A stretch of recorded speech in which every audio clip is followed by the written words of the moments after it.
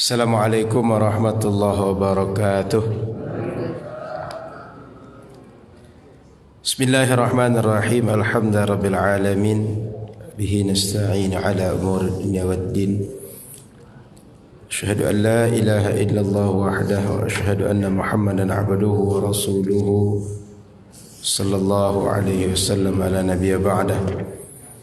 Qala subhanaka la ilma lana illa ma 'allamtana innaka antal alimul hakim.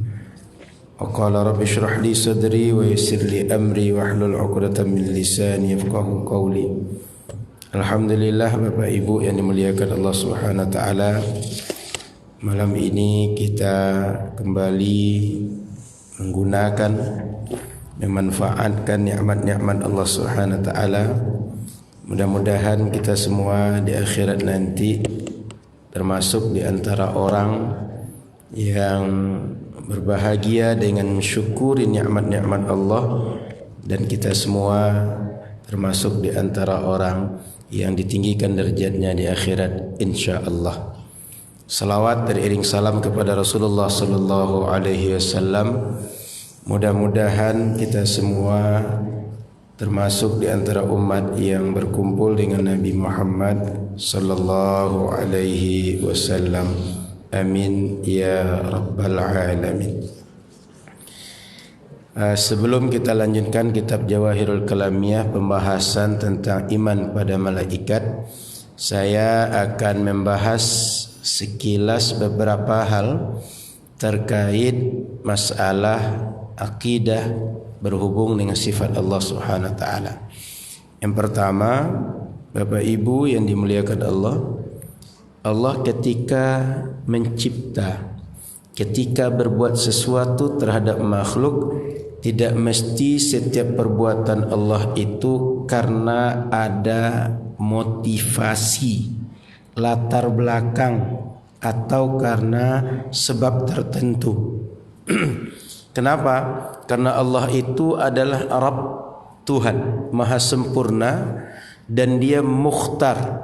Dia punya kewenangan penuh untuk berbuat apa yang Dia kehendaki. Artinya kita kadang-kadang kenapa buat meja? Karena melihat ada kebutuhan untuk belajar. Kenapa makan? Karena lapar. Allah Subhanahu wa taala Dia berbuat sesuatu, apapun yang diperbuat kepada kita, Dia tidak perlu alasan apapun. Dan Dia tidak dipaksa oleh keadaan dan kondisi apapun. Sehingga ketika kita diberi takdir oleh Allah, itu enggak usah ditanya, Allah kok ngasih saya susah terus sih? Orang itu kok dikasih senang terus sih? Itu enggak usah ditanya. Kenapa? Kalau kita tanya, itu yang akan susah, yang akan sesak, yang akan tidak tenang kita sendiri. Kenapa? Karena la yus'al, Allah tuh enggak bisa ditanya dan enggak akan pernah bisa untuk ditanya. Tapi kita mesti ingat, wahum yus'alun, kitalah yang nanti akan ditanya oleh Allah setiap perbuatan yang kita buat. Maka Bapak Ibu rahmati Allah Subhanahu wa taala, perbuatan Allah itu adalah murni iradah Dia. Bukan dipaksa keadaan, bukan diatur oleh makhluknya. Maka Dia bisa saja melakukan hal-hal yang jaiz, apapun yang bisa terjadi pada makhluk. Sehingga bisa saja terjadi ada orang dia tidak pernah usaha, Allah jadikan dia kaya raya. Ada orang dia tidak pernah menuntut ilmu secara tertib atau secara belajar yang punya jam jelas, tempat yang jelas, waktunya disiplin seperti kebanyakan orang, tapi dia punya ilmu lebih dibanding orang lain. Itu bisa saja, karena Allah bisa memberikan apa yang Dia kehendaki kepada orang yang Dia mau. Maka Bapak Ibu muliakan Allah Subhanahu wa taala, dalam hidup ini bila kita tengok banyak hal yang kadang-kadang di luar nalar kita dan di luar adat yang kita tengok, ini mestinya ya kadang-kadang kayak terjadi tsunami, terjadi gempa, terjadi tanah longsor. Kok kita lihat ada rumah, logika kita pasti hancur. Logika kita pasti dia tenggelam, logika kita pasti dia terbakar. Tapi ternyata Tidak. Maka sukanya Allah, iradahnya Allah, dia memperlakukan hamba-hambanya. Begitu juga kita. Kadang kalau kita tengok YouTube itu, secara nalar manusia dia itu pasti mati kecelakaan. Tapi ada saja orang dia selamat. Ada saja sebabnya. Sebab yang remeh atau sebab seperti didesain. Allah Subhanahu wa taala melakukan apapun murni dengan iradah dia. Sehingga jangan pernah berfikir kita bisa mengatur Allah atau ada yang bisa mengatur Allah. Tidak. Setiap perbuatan dia mukhtar. Dia memilih mutlak dengan iradah dia. Maka qada dan qadar yang terjadi dalam hidup kita, Bapak Ibu yang dimuliakan Allah Subhanahu wa taala, tidak perlu kita pertanyakan. Si anu tu kayaknya baik, tapi kok mati muda sih? Kan kita kadang begitu kan? Si anu tu kayaknya keluarganya baik, keturunannya baik, tapi kok susah terus ya? Enggak perlu begitu. Biarlah Allah memberikan setiap orang sesuai dengan iradah dia. Karena boleh jadi dalam kesusahan itu Allah mengangkat derajat dia. Dalam kesusahan itu Allah menjadikan dia dekat dengan Allah. Karena banyak orang lulus ujian ketika dia diuji oleh Allah, dan banyak juga orang dia tidak lulus ujian ketika diuji oleh Allah. Maka Bapak Ibu, dalam hidup ini Allah mukhtar, dia memiliki iradah mutlak, memilih apa yang dia buat untuk hambanya. Maka Bapak Ibu tidak perlu heran kalau ada orang menurut kita, masa sih dia alim hebat, berilmu tinggi, menurut kita enggak masuk. Tapi bisa saja Allah kasih dia lebih dibanding orang dengan cara yang dia kehendaki sendiri. Maka dalam Al-Quran Allah katakan, wa khalaqa kulla syai'in faqadarahu taqdira. Allah ciptakan segala sesuatu dan Allah takdirkan segala sesuatunya dengan takdir dari dia. Wa huwa alladhi khalaqa lakum ma fil ardi jami'a. Dia menjadikan semua yang ada di langit dan bumi untuk kalian semua. Poinnya adalah bahwa dia berbuat murni dengan kehendak dia tanpa memandang apapun latar belakang, motivasi, sebab dari dia berbuat. Yang kedua, kemudian Bapak Ibu jangan pula memandang, Ustaz, berarti Allah ini membuat sesuatu itu apakah sia-sia? Enggak. Selalu ada hikmah di balik itu. Cuma penyebabnya bukan harus karena keadaan tertentu dari makhluknya. Tapi setelah terjadi kita baca hikmahnya. Yang kedua Bapak Ibu yang rahmati Allah Subhanahu wa taala, perlu kita pahami bahwa Allah ini tidak wajib berbuat yang baik dan yang terbaik dalam hal apapun. Maknanya dia bisa saja membuat atau menciptakan sesuatu yang menurut kita tidak baik. Contoh, dia menciptakan perbuatan orang yang berkehendak maksiat, dan dia menciptakan perbuatan orang berkehendak taat. Seperti kita ingin datang ke masjid ikut pengajian, lalu berangkat dari rumah, kita tak bisa berangkat kalau tak karena iradah Allah. Dia ciptakan kita bisa berangkat. Termasuk bisa pergi haji, pergi umroh, mau berzakat, mau sedekah, mau berbagi untuk orang, dan berbagai kebaikan lain. Begitu juga ketika ada orang ingin berbuat maksiat, dia bisa menciptakan perbuatan maksiat karena pencipta satu-satunya hanya Allah. Tidak ada pencipta selain Allah. Maka perbuatan baik yang dibuat oleh makhluk, perbuatan tidak baik yang dibuat oleh makhluk, semuanya ciptaan Allah. Tapi berkehendak memilih berbuat yang baik atau tidak baik, itu kembali kepada iradah atau keinginan setiap makhluk. Jadi paham Bapak Ibu? Maka Nabi melarang kita, kalau terjadi hal-hal yang tidak kita suka, jangan kita cela. Kok hujan sih? Kok panas sih? Enggak usah cela gitu Bapak Ibu. Enggak usah marah. Terima saja. Kalau kita enggak suka, ya enggak usah pergi keluar misalnya. Istirahat saja di rumah kita. Kita kan kadang-kadang kalau sudah hujan, apalagi terjadi banjir, kita jadi korban, rumah kita jadi tenggelam, kita jadi marah. Kok hujan terus sih? Kok Allah menjadikan banjir tempat saya? Jangan begitu dalam hidup. Kemudian yang selanjutnya Bapak Ibu yang rahmati Allah Subhanahu wa taala,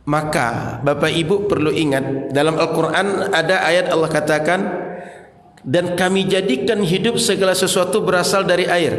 Pernah dengar? Ini ayat ini dikecualikan oleh penciptaan malaikat dan penciptaan berbagai makhluk yang tak berasal dari air. Sehingga ketika dikatakan kulla syai'in, segala sesuatu, kami hidupkan bahasa Al-Quran, kalimat kul itu tidak berarti seluruhnya berasal dari air. Contoh malaikat kan? Maka begitu juga Bapak Ibu sudah mendengar hadis, kullu muhdatsatin bid'ah wa kullu bid'atin dalalah wa kullu dalalatin finnar. Tidak setiap yang baru itu dia pasti sesat. Buktinya ini, tidak setiap yang diciptakan Allah berasal dari air, faktanya. Al-Quran juga menjelaskan begitu. Tapi sebagian ayat mengatakan semuanya kami jadikan hidup dari air. Faham? Sehingga memahami redaksi Al-Quran dan hadis dengan Al-Quran dan hadis juga, metodenya sama. Al-Quran mengatakan bahwa segala sesuatu kami hidupkan dari air, tapi faktanya malaikat tidak dari air, jin, setan enggak dari air. Maka ketika memahami kalimat kullu muhdatsatin, setiap amaliyah yang baru dibuat oleh umat Nabi Muhammad tidak otomatis 100% dia adalah bid'ah. Apalagi dihukum dengan bid'ah yang sesat. Maka ada perbuatan baru itu yang dia adalah tercela menurut agama, ada yang tidak. Dari mana kita memahami itu? Metode memahami ayat Al-Quran. Paham Bapak Ibu? Sehingga kalau ada ulama kita membagi ada bid'ah hasanah, ada bid'ah dalalah, itu adalah metode Al-Quran dalam memahaminya. Paham? Itu juga sebabnya Khalifah Rasulullah Umar ibn al-Khattab ketika melaksanakan salat tarawih 20 rakaat dengan berjamaah, setiap 2 rakaat salam, selesai itu beliau katakan ni'matul bid'ah hadihi, bid'ah yang paling elok, yang terbaik itu, yang menyenangkan itu ini, kata beliau. Kenapa belum menyebut perbuatan salat tarawih itu bid'ah? Karena perbuatan baru yang dia sesuai dengan syariat dan lebih baik dibanding orang solat dengan kelompok-kelompok tertentu dalam masjid, bahkan sampai 10 jamaah. Dulu di zaman Nabi, awalnya kan tarawih itu enggak diajak Nabi berjamaah, enggak disuruh Nabi berjamaah. Nabi malam Ramadan solat sendirian, sahabat ngikut. Nabi solat langsung ikut saja di belakang. Hari kedua Nabi masih biarkan. Hari ketiga atau hari keempat mereka nunggu Nabi. Nabi enggak keluar lagi. Kenapa? Nabi takut kalau ini diwajibkan untuk umat. Lalu karena mereka sudah pernah solat bersama Nabi, akhirnya mereka di malam Ramadan itu solat berkelompok-kelompok berjamaah. Sehingga satu masjid ada yang jamaah di ujung, ada yang dekat ke sini, ada yang ke sana. Masjid terisi dengan kelompok-kelompok jamaah kecil. Di masa Sayyidina Umar dikumpulkan satu imam, sahabat Ubay bin Ka'ab dan sahabat Tamim Ad-Dari. Ada 2 orang yang terkenal imamnya salat tarawih di zaman itu. Selesai itu kata Sayyidina Umar, inilah perbuatan bid'ah yang terbaik itu. Enggak mungkin sahabat-sahabat Nabi buat bid'ah. Yang tarawih itu sahabat Nabi semua itu. Enggak mungkin sahabat Nabi buat bid'ah. Tapi dia mengatakan bahwa secara bahasa ini munculnya belakangan. Dia baru muncul, tapi dia yang baru muncul ini tidak tercela, tapi dia sejalan dengan syariat. Paham Bapak Ibu? Maka kalau ada yang nanti menyebut ada bid'ah hasanah, kemudian bid'ah sayyi'ah, itu metode pemahamannya mengikut cara memahami ayat Al-Quran. Ada yang agak familiar dengan kita, surat Al-Kahfi, ketika menceritakan Nabi Musa dengan Nabi Khidir waktu itu, wa ya'khudhu kulla safinatin ghasbah. Raja yang zalim di masa Nabi Khidir dan Nabi Musa itu diambil kapal-kapal itu secara ghasab secara paksa tanpa izin tuannya. Rupanya dalam tafsir Ibnu Katsir dijelaskan bahwa yang diambil itu kapal yang bagus, yang tak bagus tak diambil. Maka ada kapal anak miskin oleh Nabi Khidir dibolongkan. Kenapa dibolongkan? Supaya enggak diambil. Kalau dia bagus, diambil. Kalau bolong, enggak diambil. Kalau bolong, selesai nanti razia kan bisa diperbaiki kan? Bisa dipakai lagi kan? Tapi kalau dia bagus, saat itu diambil oleh orang yang razia, dia enggak punya aset untuk lagi punya kapal. Sekilas perbuatan Nabi Khidir ini nampak gila Bapak Ibu. Anak dibunuh, kapal dibolongkan, orang di kampung tu tak satu pun mau menjamu kita, tapi rumah orang miskin yang mau roboh ditegakkan. Kenapa perbuatan Nabi Khidir begitu? Dia sedang mengajarkan Nabi Musa ada perbuatan-perbuatan yang dia di luar nalar. Nabi Musa belum sampai ilmu ke situ, Nabi Khidir sudah sampai di situ. Maka kalau ada orang-orang yang ilmunya Allah berikan lebih dibanding kita, menurut kita kok pekerjaan dia begitu begini, dah tenang aja dulu, tunggu aja rezeki kita kapan dikasih tahu, kenapa dibuat seperti itu. Dan itu biasanya wali-wali Allah begitu perbuatannya. Maka Bapak Ibu muliakan Allah Subhanahu wa taala, dalam Al-Qur'an dikatakan bahwa kulla safinatin, semua kapal, tapi rupanya yang diambil kapal yang bagus saja, yang tidak bagus enggak, redaksinya kulla. Paham? Sehingga ketika dikatakan kulla muhdatsatin bid'ah, setiap yang baru pasti bid'ah dan setiap yang baru pasti dia sesat dan dia pasti masuk neraka. Tidak benar pemahaman seperti itu. Melihat dari apa? Metode redaksional ayat Al-Quran dan hadis-hadis Nabi. Paham Bapak Ibu?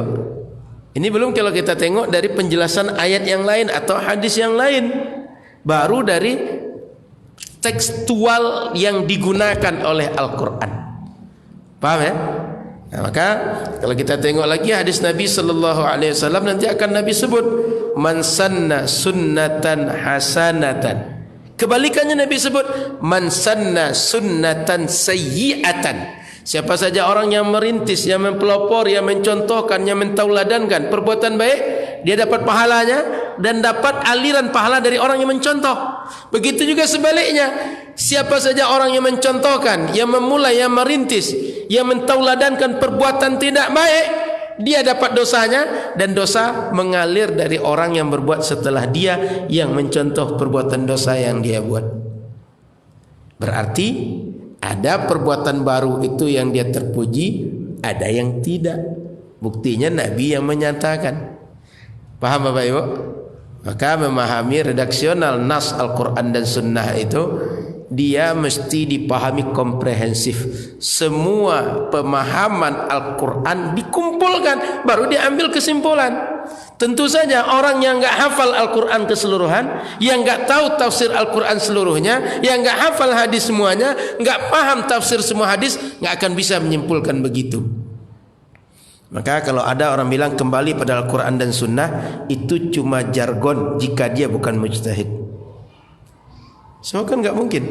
Ayat Qurannya enggak hafal semua, gimana untuk menyimpulkan setiap sesuatu berdasarkan ayat Al-Quran? Makanya Bapak Ibu hati-hati, orang kalau tidak punya ilmu memahami Al-Quran, dia paksakan memahami Al-Quran, dia berdosa. Tapi orang punya ilmu Al-Quran, dia pahami Al-Quran, lalu dia jelaskan Al-Quran, dia bisa dapat pahala meskipun salah. Artinya dia dengan ilmu dia, tapi maksud Allah rupanya tidak sesuai dengan ilmu dia. Dia bisa salah, karena dia bisa salah dan dia dapat pahala. Makanya al-mujtahid idza asaba falahu ajran. Orang mujtahid dia benar dapat pahala 2. Kalau dia salah, dia dapat pahala 1 saja. Benar salahnya dapat pahala dengan syarat dia orang yang punya kapabilitas. Tapi orang kalau dia tidak pandai, tidak punya ilmunya, ya samalah kalau bahasa kita, kalau ada malpraktek, dokter malpraktek, benar salah dia salah tidak? Anggaplah kita berobat ke dokter malpraktek, dia bukan dokter, tapi pakai baju dokter, buat tempat praktek, pakai nomor ni segala macam, pakai SK segala macam gitu. Berobat kita ke dia, rupanya entah kebetulan, entah pakai cara apa dia, setiap berobat orang sembuh ke dia. Ya kan kita enggak tahu dia pakai apa semacam kan. Meskipun orang sembuh atau orang tak sembuh setelah berobat pada dia, dia tetap salah. Paham? Gitu kira-kira. Makanya orang awam berlagak kembali pada Al-Quran dan Sunnah. Kita mesti beramal berdasarkan Al-Quran dan Sunnah. Hati-hati. Setiap umat Islam ini pasti beramal berdasarkan Quran dan Sunnah. Kalau tidak beramal berdasarkan Quran dan Sunnah, dia jangan sebut Muslim. Siapapun Muslimnya pasti berdasarkan Al-Quran dan Sunnah. Yang beda itu pemahaman Al-Quran dan Sunnah. Siapa yang kita ikut, dia ikut siapa. Bedanya di situ. Ada yang pemahaman Quran dan Sunnahnya adalah yang diikut Imam Syafi'i, ada Imam Abu Hanifah, ada Imam Ahmad, ada Ibnu Taimiyah, ada Albani. Bedanya di situ. Bukan karena kalau ikut Albani pasti ikut Quran dan Sunnah, enggak. Kalau ikut Ibnu Taimiyah pasti ikut Quran dan Sunnah, enggak. Tapi mengikut pemahaman orang yang memahami Al-Quran dan Sunnah. Begitu sebenarnya pola berpikir yang benar itu. Maka ketika terjadi perbedaan pendapat ulama, enggak benar kalau kita kembali langsung pada Al-Quran dan Sunnah. Tapi kita mesti tahu perbedaan-perbedaan ulama dan kita bisa memilih yang mana satu yang kita ikut di antara yang berbeda itu. Karena umat ini enggak bisa dihindarkan dari berbeda-berbeda itu. Sudah karunia Allah begitu, sudah sunnatullahnya begitu. Maka yang tidak boleh atau yang boleh kita lakukan adalah setiap orang boleh berbeda, tapi mengingkari orang berbeda dengan kita enggak boleh. Orang harus sama dengan kita enggak boleh itu. Dan kita mengetahui perbedaan-perbedaan, membahas perbedaan itu agar tahu yang mana yang diikut. Jika seandainya kata kita, dah banyak betul perbedaan, banyak betul pertikaian, kita kembali pada Al-Quran dan Sunnah. Gimana mau kembali pada Quran dan Sunnah? Orang yang pahamnya beda, apalagi kita yang enggak paham. Kan logikanya gitu kan? Anggap kan ini Al-Quran yang merujuk saya, yang merujuk Pak Imam, yang merujuk Pak Peri, yang merujuk Pak Ilyas. Berempat kami merujuk. Kami semuanya punya kapasitas. Beda pendapat kami. Lalu murid-murid kami yang mereka tak punya kapasitas langsung ke sini. Paham maksudnya? Gurunya aja bisa beda, apalagi dia. Bedanya karena ilmu. Dia beda karena apa? Hawa nafsu.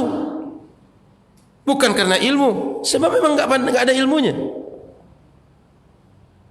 Maka Bapak Ibu, pola berfikir hari ini jangan mudah menganggap bahwa setiap orang tidak mengambil satu di antara mazhab pemikiran yang ada, dia pasti benar sesuai Al-Quran dan Sunnah. Belum tentu. Karena logika tadi, gurunya saja enggak bisa menyelesaikan, apalagi murid yang enggak pandai. Jangan-jangan lebih ruwet lagi kalau muridnya tadi, lebih rumit lagi, lebih kacau lagi. Kenapa? Ilmunya enggak ada. Yang punya ilmunya enggak selesai, apalagi yang punya ilmu. Paham ya? Maka balik kepada redaksi tadi, bahwa malaikat diciptakan Allah dari nur, bukan dari air seperti kita. Maka keadaan dia, sifat dia, karakter dia enggak sama dengan kita, sehingga dia tidak bisa disifati laki-laki atau perempuan nanti. Sama dengan air, ada enggak air laki-laki atau air perempuan? Pernah enggak dengar? Kalau itu airnya laki-laki itu, kalau itu perempuan itu, pernah enggak bilang? Ini anginnya laki-laki, ini anginnya perempuan, pernah gitu enggak? Enggak ada. Kenapa? Enggak bisa disifati dengan laki-laki dan perempuan. Karena kenapa? Yang berjenis laki-laki dan perempuan itu adalah makhluk seperti kita. Paham ya? Maka enggak boleh nanti disifati malaikat itu laki-laki atau perempuan. Enggak boleh begitu. Kenapa? Enggak sifat dia. Lanjut. La ya'kuluna wa la yashrabun. Malaikat itu enggak makan, enggak minum. Kita makan minum. Setiap makhluk Allah punya karakter masing-masing. Ustaz, gimana malaikat itu bisa hidup Ustaz? Dia enggak makan, enggak minum. Kita dah coba Ustaz. Jangankan 3 hari, sehari aja enggak makan, enggak minum, enggak kuat Ustaz. Itu kita, karakter manusia. Malaikat kan sudah sebut tadi, dia enggak diciptakan dari sumber atau asal seperti kita. Maka enggak usah heran kalau malaikat enggak makan, enggak minum. Dia dari nur. Maka yang menghidupkan dia, yang mematikan dia beda dengan yang menghidupkan dan mematikan kita. Paham ya? Yang menyebabkan dia sakit dengan menyebabkan kita sakit enggak sama. Kenapa? Dari asalnya sudah beda. Alamnya enggak sama. Maka bentuk, karakter, sifat dan turun dan semua itu enggak sama kita dengan malaikat. Wahum ibadu mukramun, mereka hamba-hamba Allah yang dimuliakan. La ya'sunallaha ma amarahum, mereka enggak pernah maksiat kepada Allah. Wa yaf'aluna ma yu'marun, dan mereka mengerjakan semua yang diperintahkan. Malaikat ini enggak punya pilihan kecuali taat.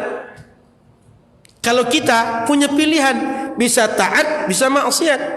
Makanya hebat makhluk Allah bernama manusia, ketika dia ada pilihan taat dan maksiat, dia pilih selalu berada dalam ketaatan. Malaikat karena enggak ada pilihan maka taat selalu. Kita tantangannya berat. Makanya wajar kalau ada manusia atau makhluk-makhluk Allah yang lebih ditinggikan dari malaikat, karena dia berhasil melalui tantangan yang berat. Malaikat enggak punya itu. Maka Bapak Ibu mungkin nanti akan mendengar perdebatan, lebih mulia mana para nabi dengan para malaikat? Atau lebih mulia mana hamba-hamba Allah yang saleh, yang wali dibanding malaikat? Itu ada perdebatan itu. Kenapa? Malaikat enggak punya tantangan, tapi manusia punya tantangan untuk bisa jadi orang saleh, bisa jadi orang lurus, bisa jadi orang yang selamanya dia enggak maksiat kepada Allah. Jadi malaikat itu adalah makhluk Allah yang halus, tercipta dari nur. Mereka enggak makan, mereka enggak minum, mereka hamba Allah yang dimuliakan. Mereka selalu mengerjakan apa yang disuruh dan tidak pernah maksiat kepada Allah Subhanahu wa ta'ala. Saya kira cukup itu pengantar tentang malaikat. Poin pentingnya adalah malaikat adalah satu dimensi makhluk, enggak sama dengan yang lain. Penciptaan dia asalnya enggak sama dengan yang lain. Yang kedua, penciptaan malaikat menggambarkan kepada kita bahwa Allah menciptakan makhluk dengan berbagai asal usul, tidak hanya satu saja. Sudah itu yang ketiga, malaikat ini punya sifat yang tak sama dengan sifat makhluk, apakah manusia, apakah hewan, dan makhluk secara keumuman punya karakter sendiri. Pekan selanjutnya kita bahas lanjutan dari iman kepada malaikat. Kita lanjut tanya jawab sampai masuk waktu Isya. Silakan kalau ada yang bertanya Bapak Ibu.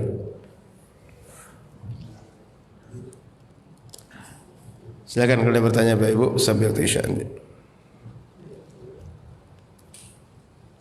Berapa menit lagi Ustaz waktu Isya? 9 menit. Baik, silakan kalau ada yang bertanya Bapak Ibu terkait kajian kita malam ini atau kajian akidah di luar kajian kita malam ini, silakan. Ada? Tidak ada? Baik. Yang penting paham ya. Silakan Mbak. Kita tahu malaikat itu mulai dari diciptakan sampai ini itu kan nggak ada ini. Apakah ilmunya yang ada malaikat itu bisa bertambah? Ilmu pengetahuannya kan bisa bertambah. Seperti kita kan kita belajar kan ada penambahan. Apakah malaikat seperti itu juga? Baik. Jadi Bapak Ibu rahmati Allah Subhanahu wa taala, malaikat ini dia fungsinya banyak, perannya banyak. Secara umum malaikat itu dia hanya punya apa yang Allah berikan sejak penciptaan saja. Kenapa? Karena dia tidak punya upaya seperti kita, tidak punya ikhtiar, tidak punya usaha seperti kita. Dia hanya menjalankan apa yang diperintah saja, Pak. Beda dengan kita. Kita itu bisa menjadi orang yang berilmu banyak atau tak berilmu, atau berilmu biasa-biasa. Bisa milih gitu, Pak. Mereka enggak. Makanya di antara malaikat itu ada kerjanya. Dia enggak pernah berubah kerjanya, Pak. Sujud saja. Sejak diciptakan sampai dia tidak lagi menjadi makhluk yang hidup, sujud saja. Ada saja makhluk yang kerjanya dia tawaf saja kerja dia. Ada makhluk itu kerja dia menjaga langit saja. Enggak pernah berubah dari itu. Kalau dia bertambah ilmu, Pak, dia bisa berubah fungsinya, Pak. Itu dalilnya. Maka malaikat itu ketika Allah ciptakan untuk mendoakan seorang hamba, dia cuma itu aja peran dia, fungsi dia, enggak ada lagi yang lain. Sehingga malaikat dia enggak punya upaya, enggak punya usaha, enggak punya kasab seperti kita. Tapi dia cuma kerja dia mengerjakan yang diperintah, melaksanakan apa yang disuruh, dan enggak pernah bantah. Kalau kita kan kadang-kadang banyak tanyanya sebelum dikerjakan. Ini kerjakan kapan? Boleh pagi, boleh siang. Sendiri atau bersama? Ini boleh enggak diupahkan lagi ke orang? Banyak tanyanya. Malaikat enggak. Malaikat doakan si anu. Ya udah doanya kerja dia. Malaikat sampaikan rahmat kepada si anu. Dah itu je kerja dia. Malaikat engkau sampai kiamat mendoakan si fulan. Itu je kerja dia. Enggak berubah. Gitu Pak. Paham ya? Ada lagi? Silakan Pak. Ya Pak. Assalamualaikum warahmatullahi wabarakatuh.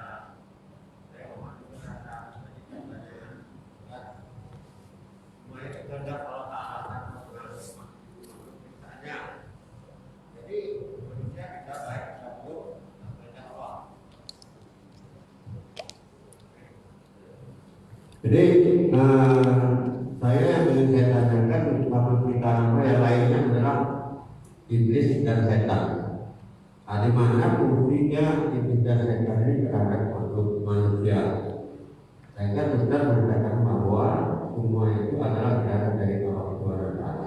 Mohon penjelasan secara komprehensif. Terima kasih. Baik.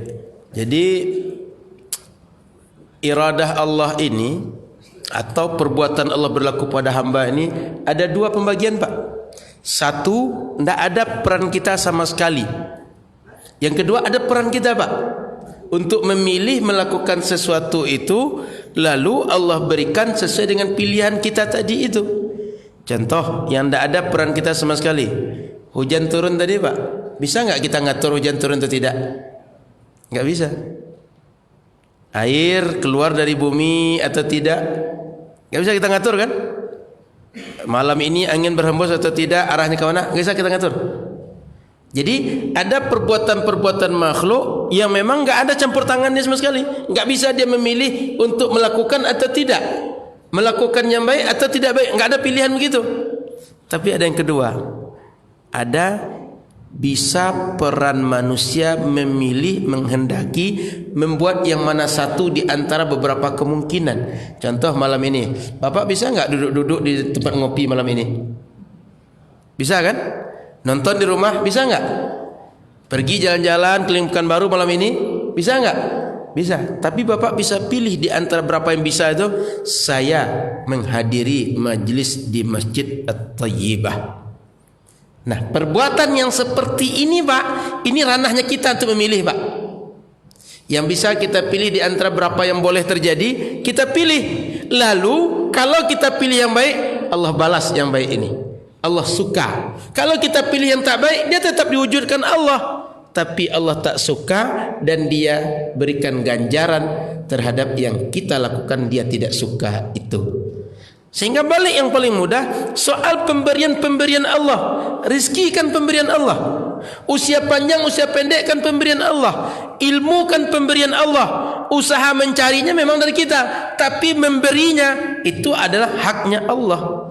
Rizki mencarinya memang urusan kita, cara mencarinya urusan kita, tapi pemberiannya itu hak Allah.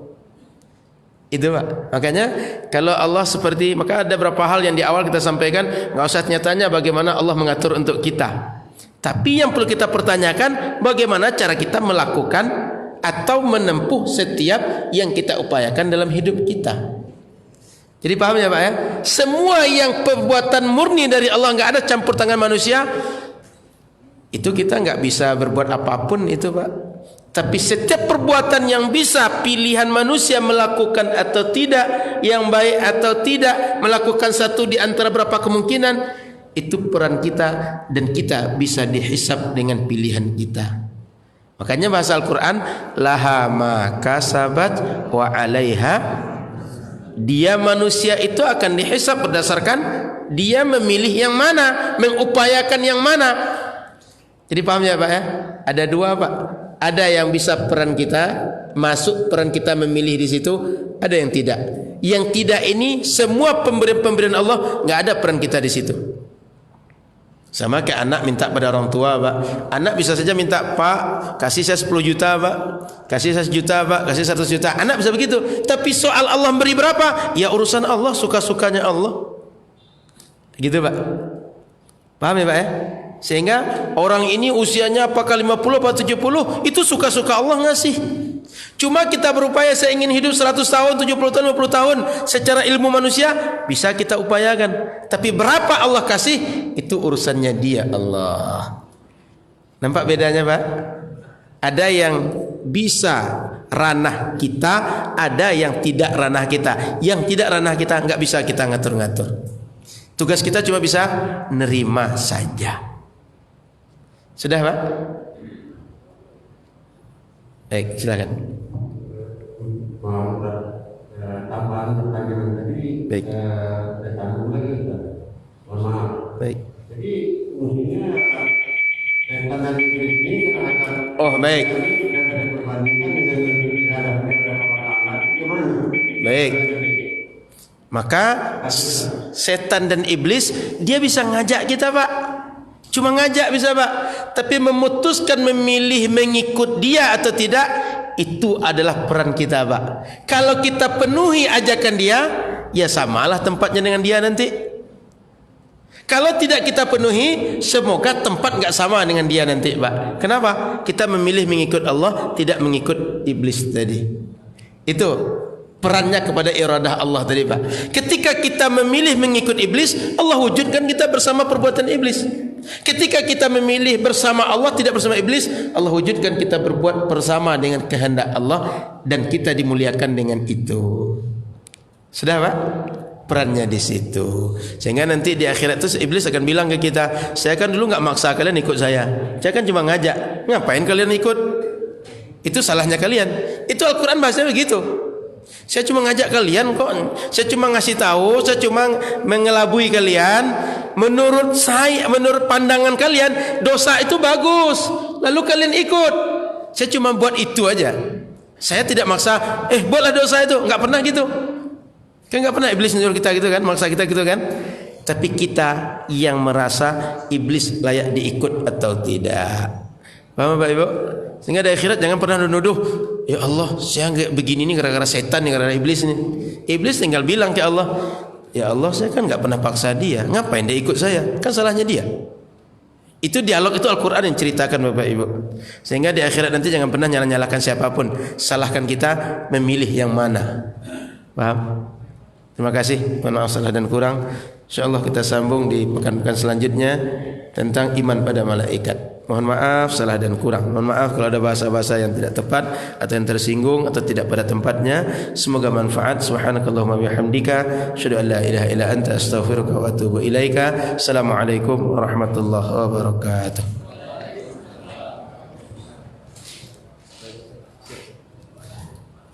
Terima kasih.